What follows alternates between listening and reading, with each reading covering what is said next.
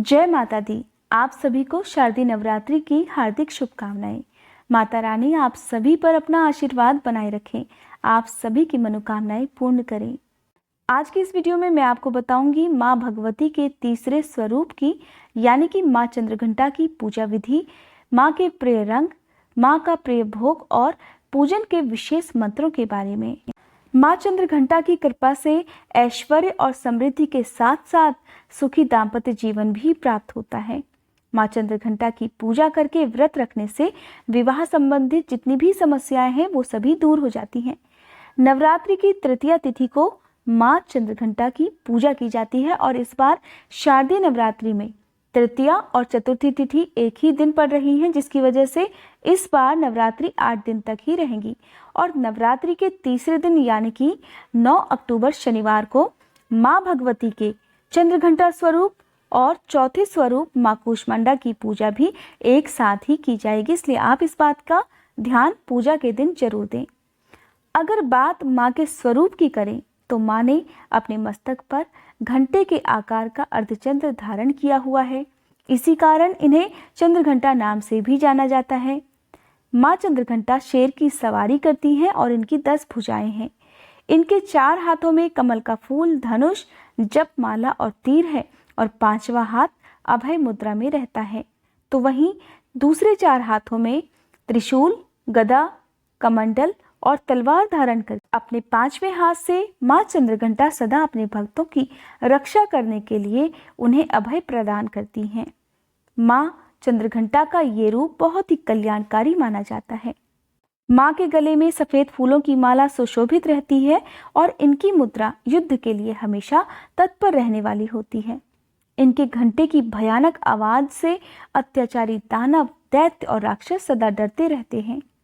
दुष्टों का नाश करने में सदैव तत्पर रहने के बाद भी माँ चंद्रघंटा का स्वरूप अपने भक्तों के लिए अत्यंत सौम्य, शांत और मधुर रहता है, अतः अपने भक्तों का कष्ट माँ चंद्रघंटा तुरंत ही दूर कर देती हैं। इनकी पूजा करने से भक्तों में साहस और पराक्रम का संचार होता है। बात बात पर क्रोध करने वाले, छोटी छोटी बातों से एकदम तनाव में आ जाने वाले या फिर बहुत जल्दी परेशान हो जाने वाले भक्तों को सच्चे मन से माँ चंद्रघंटा की पूजा करके उपवास भी रखना चाहिए। श्रद्धा और विश्वास के साथ की गई पूजा से हर प्रकार के दुखों से मुक्ति मिल जाती है। माँ चंद्रघंटा का प्रिय रंग है पीला और सफेद, इसलिए आज की पूजा में आप सफेद या पीले रंग के फूलों का प्रयोग करें, साथ ही सफेद या पीले रंग की चीजों का ही भोग लगाएं। आज के दिन आप माँ को शहद का, खीर का या फिर बर्फी का भोग भी लगा सकते हैं।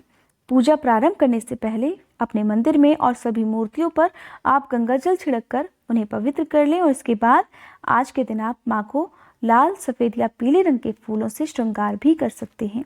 फिर अक्षत, कुमकुम और सिंदूर अर्पित करना चाहिए। इसके बाद घी का या फिर तिल के तेल का दीपक जलाकर रखना चाहिए। धूप, अगरबत्ती जलानी चाहिए। नवरात्रि के तीसरे दिन श्री दुर्गा सप्तशती के तीसरे और चौथे अध्याय का पाठ करना चाहिए।